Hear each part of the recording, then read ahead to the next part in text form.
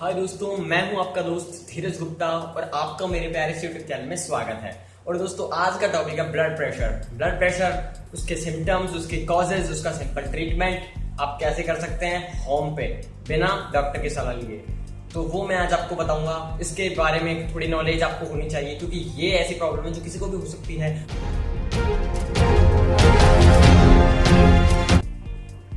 दोस्तों, blood pressure होता क्या है? दोस्तों, हमारी वेसल्स में ब्लड फ्लो होता है, तो वो ब्लड फ्लो जब हमारी वेसल पे जो प्रेशर लगाता है उसे ब्लड प्रेशर कहते हैं। दोस्तों, अब हम ब्लड प्रेशर को एनिमेशन के माध्यम से देखते हैं। देखिए, हमारा हार्ट ब्लड को पंप करता है, शरीर के विभिन्न अंगों तक पहुंचाता है, लेकिन पहुंचाने में सहायक जो वाहिनियां होती हैं, उन वाहिनियों की भित्ति पर ब्लड के फ्लो द्वारा एक फोर्स लगाया जाता है, एक प्रेशर लगाया जाता है, हम उसे ही ब्लड प्रेशर कहते हैं। दोस्तों, आप एनिमेशन के माध्यम से देखिए।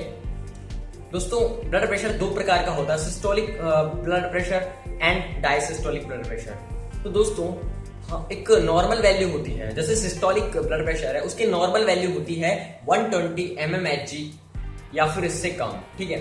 लेकिन डायसिस्टोलिक जो ब्लड प्रेशर है उसकी नॉर्मल वैल्यू होती है 80 mmHg, इससे कम, ठीक है। लेकिन कभी कभी इस अधिक हो जाती है तो इससे ब्लड प्रेशर बढ़ जाता है। ये ब्लड प्रेशर इंक्रीज होने का एक कारण है और जिसके चलते आप हाइपरटेंशन के शिकार हो सकते हैं। तो दोस्तों, आप इस चार्ट के माध्यम से देखिए। दोस्तों, जैसे कि चार्ट में बताया गया है, नॉर्मल जो आपका सिस्टोलिक ब्लड प्रेशर होता है वो 120 से लेस होता है और डायस्टोलिक ब्लड प्रेशर 80 से लेस होता है। लेकिन इवेल्युएटेड में 120 से 129 और डायसिस्टोलिक 80 होता है। अब जब हाई ब्लड प्रेशर होता है यानी कि हाइपरटेंशन की स्टेज 1 आती है, तब आपका जो ब्लड प्रेशर है वो 130 से 139 हो जाता है और डायसिस्टोलिक ब्लड प्रेशर 80 से 89 हो जाता है। दोस्तों, हाई ब्लड प्रेशर यानी कि हाइपरटेंशन की स्टेज जब 2 आती है, ये एक डेंजरस स्टेज होती है। इसमें आपका ब्लड प्रेशर 140 से हाई चला जाता है सिस्टोलिक में, और डायसिस्टोलिक में 90 से हाई चला जाता है। और जब आपका हाइपरटेंसिव क्राइसिस आती है, यानी कि उस टाइम पे आपको मेडिकल ट्रीटमेंट की आवश्यकता होती है, उस टाइम पे आपका सिस्टोलिक 180 एंड डायसिस्टोलिक 120 से ऊपर चला जाता है। तो आई होप आपको समझ में आ गया होगा कि हाइपरटेंशन की फर्स्ट स्टेज कब आती है, सेकंड स्टेज कब आती है और आदमी पूरी तरह हाइपरटेंशन में कब जाने वाला होता है। तो दोस्तों, अब आपको ये समझ में आ गया कि ब्लड प्रेशर होता क्या है। तो दोस्तों, कुछ एक इंपॉर्टेंट बात जान लीजिए। दोस्तों, ब्लड प्रेशर एक ऐसी बीमारी है जिसका आपने समय रहते उपचार नहीं किया तो दोस्तों आपको हार्ट रिलेटेड डिजीज यानी हार्ट अटैक जैसी समस्याएं या बीमारियों का सामना करना पड़ सकता है। लेकिन दोस्तों, उसके सिम्टम क्या क्या होते हैं? जिसके भी ब्लड प्रेशर हाई हो गया है दोस्तों, उसको बहुत ज्यादा कमजोरी लगेगी, थका थका फील करेगा, बार बार चक्कर आएंगे, सर में दर्द होगा, स्वभाव में बदलाव आ जाएगा, उसको गुस्सा ज्यादा आएगा, चिड़चिड़ा रहने लगेगा, सारे दिन स्ट्रेस लेगा। दोस्तों, ये सारे सिम्टम्स थे जो ब्लड प्रेशर हाई हो जाता है तब दिखाई देते हैं। दोस्तों, कुछ मेनली सिम्टम्स जो डॉक्टर देखता है वो सिम्टम्स होते हैं विजन प्रॉब्लम, यानी कि आंखों से धुंधला दिखाई देना। Hyper blood pressure, high blood pressure या फिर हाइपरटेंशन के स्टेज पे आपको आंखों से साफ नहीं दिखेगा।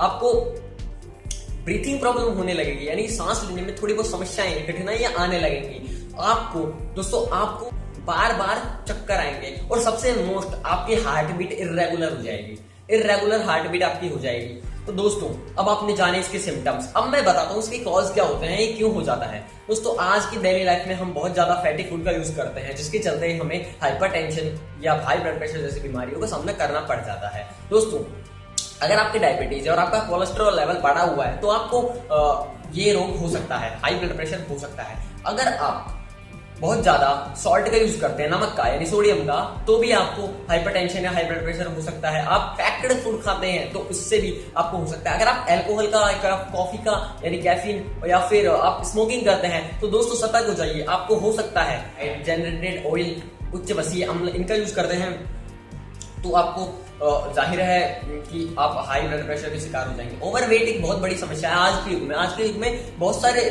बहुत अधिक लोगों में, भारत की अधिकांश जनसंख्या मोटापे से ग्रसित है, तो दोस्तों वो एक आम बहुत मेन समस्या है और उससे बहुत ज्यादा हाइपर ब्लड प्रेशर के अलावा और भी अधिक बीमारियां आपको घेर सकती है।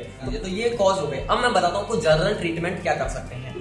कि अगर आपको पता चल गया है भाई मेरे हाइपर ब्लड प्रेशर है, हाइपरटेंशन है, तो अब मैं क्या करूं बिना डॉक्टर की सलाह लिए।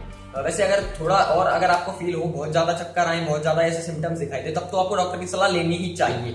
लेकिन कुछ ट्रीटमेंट आप अपने आप से भी कर सकते हैं, जैसा कि ट्रीटमेंट नंबर 1, आप भोजन के साथ सलाद का यूज कर सकते हैं। बिल्कुल सिंपल ट्रीटमेंट है। टिप नंबर 2, दोस्तों आप फिजिकल एक्टिविटी कर सकते हैं, जैसे कि बाइसाइकिलिंग करना या फिर डांसिंग या फिर सिंगिंग या फिर प्लेइंग एक्सेट्रा एक्सेट्रा। तो ये सब आप करके इसको रिड्यूस कर सकते हैं, उसको घटा सकते हैं। दोस्तों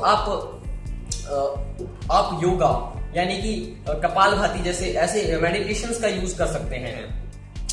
स्मोकिंग और अल्कोहल, इन दोनों से भैया दूर रहना, ठीक है, बहुत दूर रहना। अगर हो तो छोड़ दो, लत लगी हुई है तो छोड़ दो, और अगर नहीं लगी है तो भैया गोल्डन चांस से कभी लगाना मत। आप फैटी फूड को कम कर दीजिए, जो फैटी फूड है उसको कम कर दीजिए। मोटा आप नमक यानी सॉल्ट, हम जो डेली लाइफ में सॉल्ट का यूज करते हैं वो होता है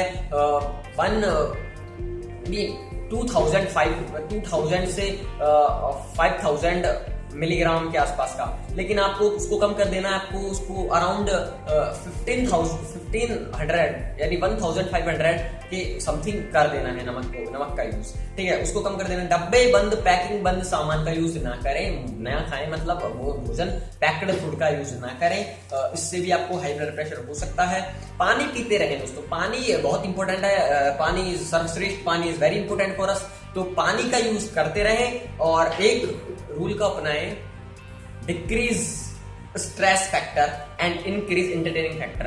पढ़ाई जिससे आपको मतलब पढ़ाई नहीं यार, पढ़ाई तो इंपॉर्टेंट होती है, बट आपको मतलब कोई ऐसी जैसे कि बट पढ़ाई तो इंपॉर्टेंट होती है, बट कुछ भी ऐसी जिससे आपको स्ट्रेस मिलता है, उस एक्टिविटी को आप कुछ दिनों के लिए या कुछ महीनों के लिए बंद कर दें। और एंटरटेनिंग एक्टिविटीज, जिसको आप एंटरटेन कर सकते हैं जिस एक्टिविटी से, उस एक्टिविटी का आप यूज करना स्टार्ट कर दें। एंड गाइस, अगर आपको वीडियो पसंद आया तो लाइक शेयर सब्सक्राइब करना मत भूलना।